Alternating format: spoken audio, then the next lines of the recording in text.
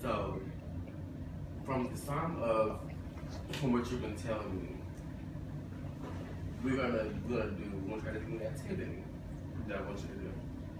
And we're gonna work on a big goal and 3 sub goals that can help towards you to the big goal. So what is your ultimate goal?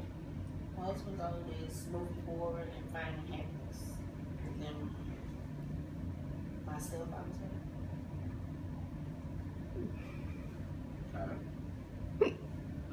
Alright, and based on what you said in the past, tell me the 3 small goals that you said that you would want to work on.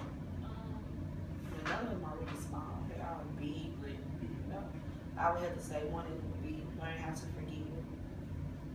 Learning, once I'm able to forgive one, learning how to just actually let the past be the past. And then I would actually have to say amend my relationship with my dad. Okay. We're gonna start with the forgiveness first. And tell me something that you are willing to forgive. I want to forgive a lot of people. It's a lot of things that I still hold on to. Not so much as grudges that because they don't keep me from, meeting new people and wanting, it doesn't stop me from getting to know people, but it puts a little strain on relationship to a certain extent. I would have to say that just letting go and not judging. Not so much as prejudging people I thought was the life I would have been through.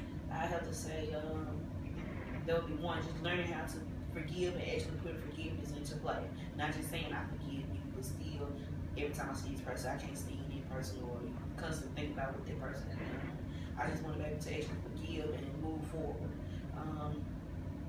Then I would have to say, forgiving my dad for a lot, because I realize now that a lot of his actions came from lacking of understanding of how to be a father or knowing what's needed, as an understanding of having a father and daughter relationship or whatever. So being able to come to an understanding with him as well. And that would be my 2 things with forgiving. From like what you're saying, from everything I'm gathering, I'm gonna say you probably have a lot of trust issues when it comes down to just meeting anyone. Yeah, I do. I can admit that I do have trust issues, but it's not so much as deeper rules that I just have my walls. I'm very observant, and I observe like the people I interact with, and then I figure out whether they're trustworthy or not to let them into my circle. So it's not as far as like I just go around and I'm always in my head down, or I just just don't interact with people.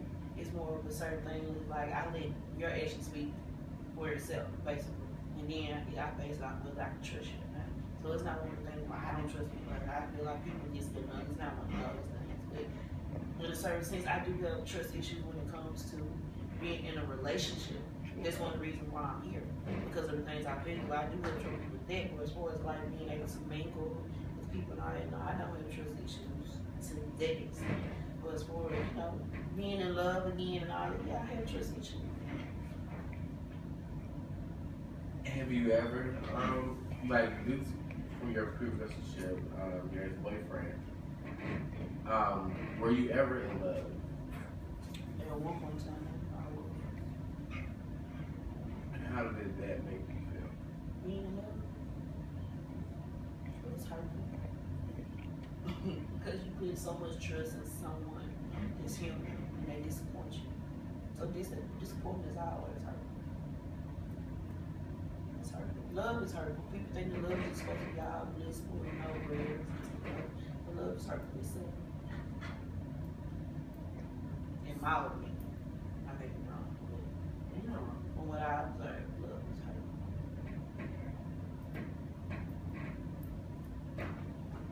So,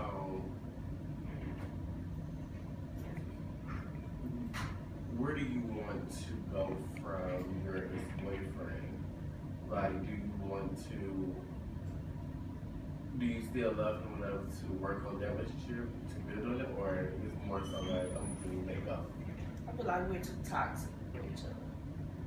I feel like it's best to go our separate ways and have an understanding of each other that I love you, but I have to love you from a distance. Because being together, it's like we try so hard to get that understanding and communication and back to where it used to be.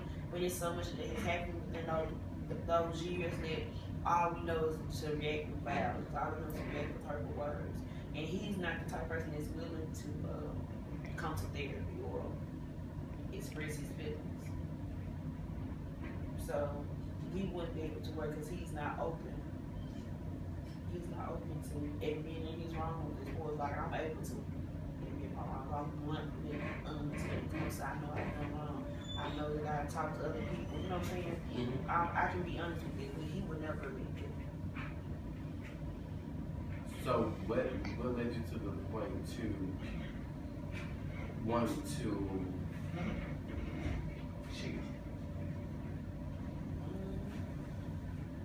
I was looking for emotional stability. It wasn't even a sexual thing. Mm-hmm. I just wanted somebody to listen. I wanted to feel like somebody actually cared. You know? Yeah, it kind of resembles your relationship with your biological father. That when it comes down to guys, you try to base guys off what you saw in your father, your biological father. Even though he wasn't there, we would try to seek that because he wasn't there. And you turned out to be just like him.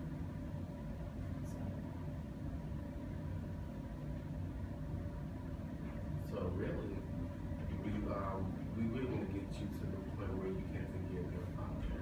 Because you forgive him for not being there and not giving you that guidance that you need, like far as guys.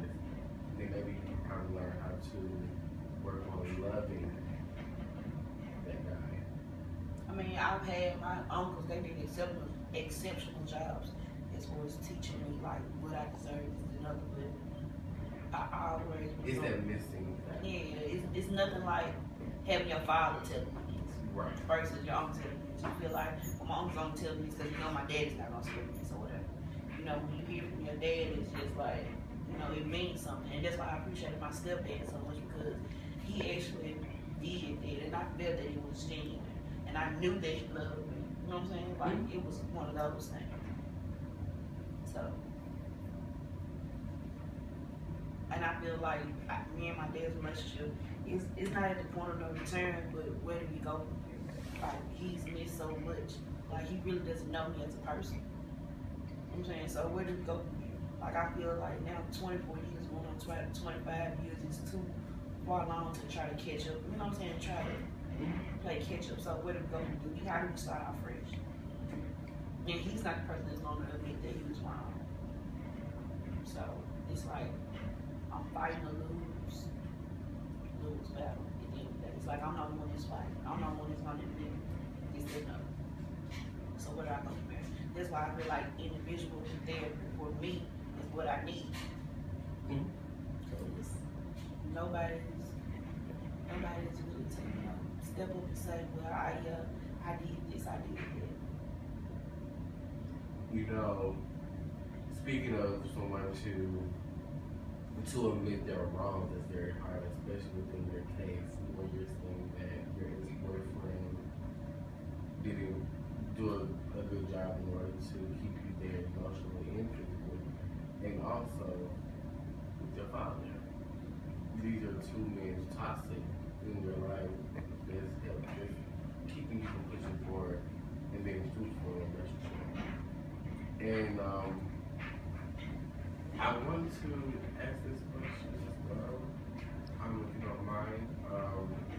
Was there any abuse in your previous relationship? It was it physical abuse? physical, verbal, emotional. And feeling that abuse, how did it make you feel? Well, my mom and dad, they used to fight all the time. So it wasn't abnormal to me, but I always say I'll never go through that. At the end of the day, I'm a victim, not a victim, it's a violence, domestic violence. So it doesn't, like, I mean, it's something I never want my child to go through. So. those things that you have to learn from and do better. I know my next relationship, if I'm blessed to have another relationship, it won't be of that nature. Was there abuse in your childhood home? Was as far as like me being here, you know, I mean everybody received whoopings, but my mom never just directly abused me. No, my mom never abused me. My mom, she never raised her hand to me. My dad never did because he didn't know how to discipline anybody or whatever. And like I told you, my stepfather, you know, he never got out the way. Like he didn't even know how to yell. He barely knew how to curse. Like cuss words he'll put together didn't even match. So it was like it was never abusive home. Like no. So this was fairly new to you, What? being abused. I saw my mom fight all the time. I mean, I guess you can consider that if me witnessing my mom fight, I guess you could consider that as me being, you know, in an environment of abuse. But as well as like abuse directly towards me, nah. But I saw my mom fussing, cussing, passing leaks, all that type of stuff.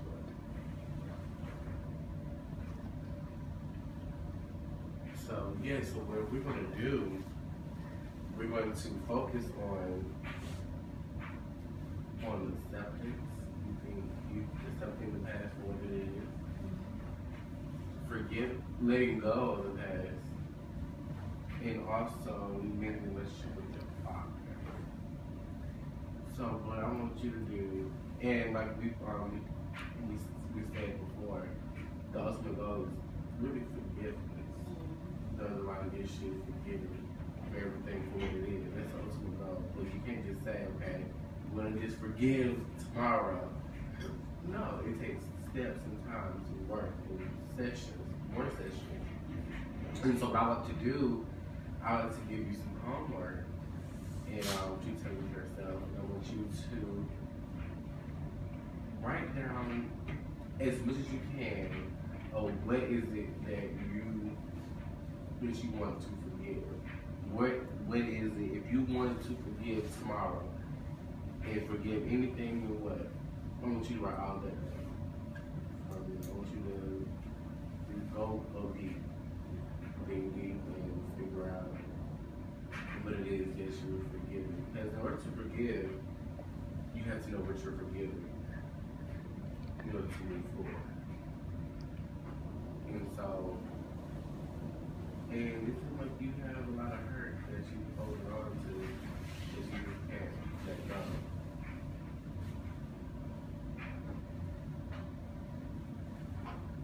So I want to thank you for coming. Is there anything else you would like to elaborate on?